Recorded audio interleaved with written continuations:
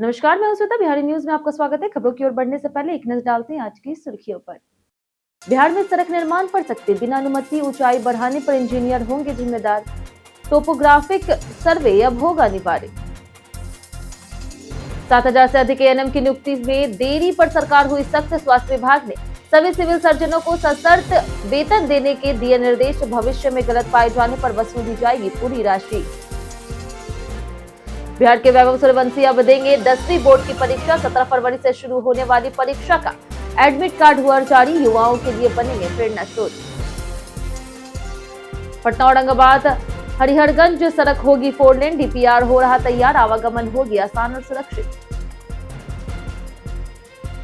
T20 world cup 2026 में India Pakistan मुकाबले से पहले सूर्य कुमार यादव ने दिया बड़ा बयान। कहा, टीम का फोकस हर मैच में बेहतर प्रदर्शन पर है। पाकिस्तान मुकाबले से पहले कप्तान ने टीम पर जताया भरोसा। चलिए एक नजर डालते शाम तक की बड़ी खबरों की ओर विस्तार से। बिना अनुमति सड़क ऊंची की तो इंजीनियरों पर होगी कार्रवाई। बिहार के पथ निर्माण विभाग ने शहरी क्षेत्रों में सड़कों की ऊंचाई मनमाने ढंग से बढ़ाने पर रोक लगाते हुए नया आदेश जारी किया। अब किसी भी सड़क निर्माण या मरम्मत से पहले टोपोग्राफिक सर्वे अनिवार्य होगा, जिसके आधार पर ही कार्य किया जाएगा। बिना अनुमति लेवल बढ़ाने पर कार्रवाई होगी। मरम्मत के दौरान पूरी परत हटाकर निचली परत से निर्माण करना होगा और ड्रेनेज व्यवस्था सुनिश्चित करनी होगी। गुणवत्ता नियंत्रण टीम निगरानी करेगी तथा इंजीनियरों को जिम्मेदारी दी गई है। सरकार का उद्देश्य जल जमाव कम करना और सड़क निर्माण को वैज्ञानिक, टिकाऊ और व्यवस्थित बनाना है। गलत दस्तावेज मिले तो एएनएम से होगी पूरी वेतन वसूली। बिहार में नियुक्त एएनएम के प्रमाण पत्रों का समय पर सत्यापन न होने पर स्वास्थ्य विभाग ने सख्त रुख अपनाया। विभाग ने सभी सिविल सर्जनों को निर्देश दिया है कि एएनएम का डाटा एचआरएमएस पर ऑन बोर्ड हो चुका है, उन्हें सशर्त वेतन दिया जाए। शर्त यह होगी कि भविष्य में प्रमाण पत्र गलत पाए जाने पर पूरी वेतन राशि एकमुश्त वसूली जाएगी। राज्य में 7,468 एएनएम की नियुक्ति की गई है, लेकिन 8 महीने बाद भी कई मामलों में सत्यापन लंबित है। विभाग का उद्देश्य अस्पतालों में सेवाएं प्रभावित न हो और साथ ही नियुक्ति प्रक्रिया की पारदर्शिता सुनिश्चित की जा सके। 60 करोड़ की लागत से बिहटा में बनेगा मेगा एआई सेंटर। बिहार सरकार ने तकनीकी विकास की दिशा में बड़ा कदम उठाते हुए आईआईटी पटना के बिहटा परिसर में 60 करोड़ रुपए की लागत से mega AI centre of excellence स्थापित करने का निर्णय लिया। करीब 11 एकड़ में बनने वाले इस केंद्र में केंद्र और राज्य सरकार के साथ इंडस्ट्री पार्टनर का संयुक्त निवेश होगा। इसका उद्देश्य बाढ़ पूर्वानुमान, फसल रोग पहचान और ग्रामीण स्वास्थ्य सेवाओं को एआई के जरिए बेहतर बनाना है। हाई परफॉर्मेंस कंप्यूटरिंग और आधुनिक रिसर्च सुविधाओं से लैस यह केंद्र युवाओं को भविष्य की नौकरियों के लिए तैयार करेगा और बिहार को उभरते तकनीकी हब के रूप में नई पहचान देगा। पटना औरंगाबाद हरिहरगंज सड़क होगी 4 लेन। बिहार में सड़क विकास को लेकर के बड़ा कदम उठाया गया। पटना औरंगाबाद हरिहरगंज मार्ग NH 139 को बढ़ते ट्रैफिक को देखते हुए 4 लेन बनाने की तैयारी है और इसके लिए डीपीआर तैयार की जा रही। केंद्र सरकार से पत्राचार भी हो चुका है। साथ ही नवादा जिले में जर्जर सड़कों के पूर्ण निर्माण, NH 20 और NH 10 को जोड़ने वाले मार्गों के सुधार तथा ग्रामीण क्षेत्रों में संपर्क पथ निर्माण की मांग उठी है। इन परियोजनाओं से आवागमन सुगम होगा, दुर्घटनाएं घटेगी और व्यापारिक गतिविधियां बढ़ेगी और ग्रामीण जीवन में सुधार आएगा। सरकार ने सड़क निर्माण और मरम्मत कार्य तेज करने का आश्वासन दिया।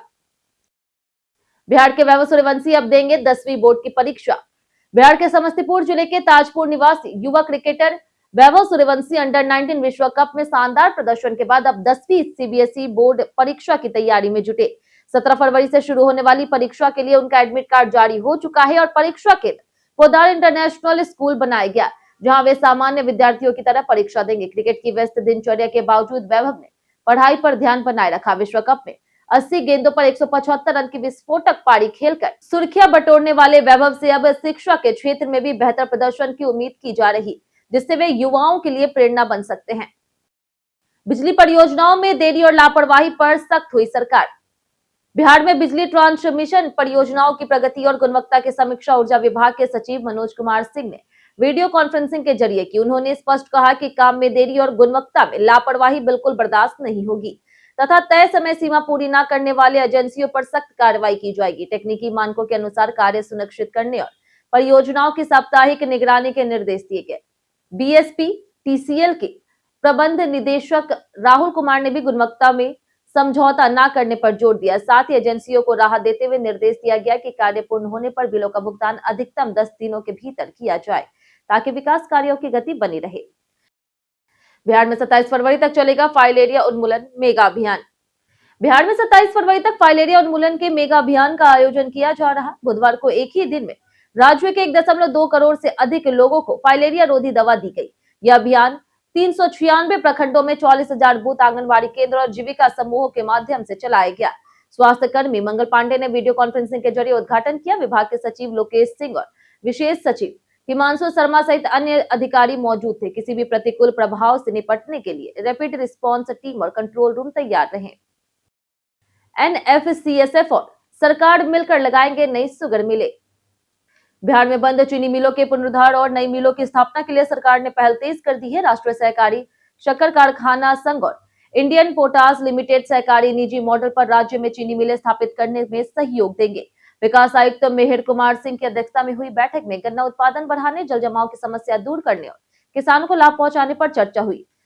NFCSF जल्द ही विस्तृत परियोजना रिपोर्ट देगा और सकरी और रेयाम में सहकारी चीनी मिलों की स्थापना की प्रक्रिया को प्राथमिकता देकर के तेजी से आगे बढ़ाने के निर्देश दिए गए। पटना में 23 हाई स्कूल होंगे आधुनिक सुविधाओं वाले मॉडल स्कूल। पटना जिले के 23 उच्च माध्यमिक विद्यालयों को मॉडल स्कूल के रूप में विकसित किया जाएगा। प्रत्येक प्रखंड से एक स्कूल का चयन भूमि उपलब्धता और बुनियादी ढांचे के आधार पर किया गया। प्रमंडल स्तर की टीम सुविधाओं का निरीक्षण कर कमियों को दूर करेगी। इन स्कूलों में छात्र शिक्षा अनुपात संतुलित किया जाएगा। आधुनिक computer lab, digital board, projector और छात्रावास की सुविधा दी जाएगी। साथ ही खेल, संगीत, नृत्य और सांस्कृतिक गतिविधियों को बढ़ावा मिलेगा। विषयवार शिक्षकों की नियुक्ति कर गुणवत्तापूर्ण शिक्षा सुनिश्चित की जाएगी। बिहार राज्य शैक्षणिक आधारभूत संरचना निगम द्वारा आवश्यक सुविधाएं उपलब्ध कराई जाएगी, जिससे छात्रों को बेहतर शैक्षणिक माहौल मिल सके। किसानों के पंजीकरण में तेजी, वैशाली बना राज्य का टॉप जिला। बिहार में फार्मर रजिस्ट्री अभियान ने अब तक बड़ी उपलब्धि हासिल करते हुए 44,44,956 किसानों का पंजीकरण पूरा कर लिया, जो कुल लक्ष्य का 47.8% है। पीएम किसान फार्मर रजिस्ट्री 21,97,778 यानी कि 25.69% तक पहुंची है। कई जिलों में तेज प्रकृति दिखी, खासकर वैशाली में 76,445 पीएम किसान लाभार्थियों का FR पूर्ण हुआ और निबंधन पर 96% रही। शिवहर, कटिहार और पूर्णिया ने भी अच्छा प्रदर्शन किया। सरकार का मानना है कि यह अभियान किसानों को योजनाओं का पारदर्शी और त्वरित लाभ दिलाने में अहम भूमिका निभाएगा, जबकि धीमे जिलों में विशेष अभियान चलाए जा रहे हैं। पटना IGIMS में बनेगा 1200 बेड का सुपर स्पेशलिटी अस्पताल। पटना स्थित IGIMS में मरीजों की बढ़ती संख्या को देखते हुए 1200 बेड का अत्याधुनिक मल्टी सुपर स्पेशलिटी अस्पताल बनाया जा रहा है, जिसका निर्माण दिसंबर 2026 से पहले पूरा करने का लक्ष्य है।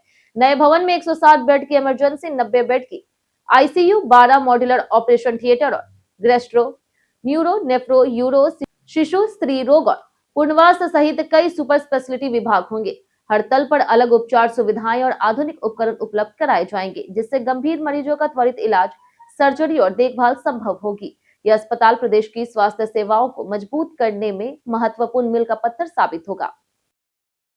शराबबंदी के बाद सख्त कार्रवाई के चौंकाने वाले आंकड़े आए सामने। बिहार में 2016 से लागू शराबबंदी के बाद सरकार ने सख्त कार्रवाई के आंकड़े पेश किए। मंत्री अशोक चौधरी ने विधान परिषद में बताया कि 31 दिसंबर 2025 तक 10 लाख मामले दर्ज हुए, करीब 4.5 करोड़ लीटर शराब जब्त की गई, कई लोगों को गिरफ्तार किया गया। साथ ही 1.60 लाख वाहन भी जब्त हुए। मंत्री ने माना कि बच्चों में सूखा नशा का चलन बढ़ रहा, जिससे रोकने के लिए अभियान चल रहा है। सीमावर्ती क्षेत्रों में check post, CCTV, breath analyser और SSB के सहयोग से छापेमारी तेज की गई, जबकि नशा मुक्ति केंद्रों को मजबूत करने पर भी जोर दिया गया। काली पट्टी बांधकर विपक्ष ने विधानसभा में सरकार पर कसा तगड़ा हमला। बिहार विधानसभा के बजट सत्र के 8वें दिन विपक्ष ने काली पट्टी बांध करके जोरदार प्रदर्शन किया। कांग्रेस और राजद के नेताओं ने राज्य में बढ़ते अपराध, कानून व्यवस्था की खराब स्थिति, साक्षरता दर, प्रति व्यक्ति आय और निवेश में कमी को लेकर के सरकार को घेरा। प्रदर्शन में नारेबाजी और हाथों में तख्तियां लेकर विरोध जताया गया। विपक्ष ने सरकार से इन मुद्दों पर स्पष्ट जवाब देने और विस्तृत चर्चा करने की मांग की है।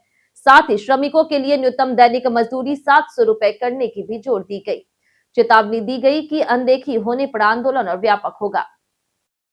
लखीसराय में 200 लीटर महुआ शराब जब्त। लखीसराय जिले के कदरा थाना क्षेत्र में पुलिस ने बड़ी कार्रवाई करते हुए 200 लीटर महुआ शराब जब्त कर एक मुख्य तस्कर को गिरफ्तार किया। श्री घना मोड़ के पास रात्रि गश्त के दौरान संदिग्ध गतिविधि देख करके पुलिस ने घेराबंदी की, जिसमें मुकेश कोरा पकड़ा गया, जबकि 3 अन्य तस्कर अंधेरे का फायदा उठाकर फरार हो गए। मौके से 2 बाइक और 3 मोबाइल फोन भी बरामद किए गए। आरोपी पर भारतीय न्याय संहिता की धाराओं और बिहार मद्य निषेध अधिनियम की धारा के तहत मामला दर्ज कर न्यायालय में पेश किया गया। पुलिस ने क्षेत्र में शराब तस्करी खत्म करने के लिए अभियान जारी रखने की बात कही। इंडिया पाकिस्तान मैच से पहले सूर्य कुमार यादव का बड़ा बयान। टी20 वर्ल्ड कप 2026 में भारत की जीत से शुरुआत के बीच इंडिया पाकिस्तान मुकाबले पर सबकी नजरें हैं। मैच से पहले कप्तान सूर्य कुमार यादव ने स्पष्ट किया है कि टीम का फोकस किसी एक विरोधी पर नहीं, बल्कि हर मैच में बेहतर प्रदर्शन और टीम की एकजुटता पर है। उन्होंने भरोसा जताया कि सकारात्मक माहौल और निडर खेल ही भारत की सबसे बड़ी ताकत है। साथ ही उन्होंने संकेत दिया है कि भारत तय कार्यक्रम के अनुसार पाकिस्तान से खेलने जाएगा और टीम पूरी तैयारी के साथ उतरेगी। उनका मानना है कि केवल दबाव या आत्मविश्वास की कमी ही भारत को रोक सकती है। बीते दिन हमारे द्वारा पूछे गए सवाल का जवाब आप लोगों में से बहुत लोगों ने हमारे कमेंट बॉक्स सेक्शन में लिख कर दिया है। जिन्होंने हमारे द्वारा पूछे गए सवाल का जवाब दिया उनके नाम है बाबूलाल मराठी, अमरजीत यादव, राजकिशोर महतो, रंजीत मिश्रा, अमित कुमार, सुकांत शंकर, राजेश सहनी, संजीव कुमार, मनोज दास, अखिलेश कुमार, राजेंद्र ताती, अर्जुन राम, विनोद शाह, कामेश्वर सिंह, परवीन कुमार, मोहन चौधरी, अलका कुमारी, राजेश सहनी, दीपक कुमार, हरेंद्र सिंह, विजय यादव, आलोक ठाकुर, शैलेंद्र कुमार। इसी के साथ बढ़ते आज के सवाल की और आज का सवाल है, डिजिटल इंडिया और ऑनलाइन सुविधाओं का आपको कितना फायदा मिला? आप अपना जवाब हमें हमारे कमेंट सेक्शन में लिखकर जरूर बताएं। आज के लिए इतना ही। बिहार की तमाम खबरों के साथ बने रहने के लिए देखते रहे बिहारी न्यूज, और साथ ही अगर आप यूट्यूब चैनल पर देख रहे हैं तो चैनल को सब्सक्राइब कर दें, और अगर आप फेसबुक पेज पर देख रहे हैं तो लाइक और फॉलो जरूर करें। नमस्कार।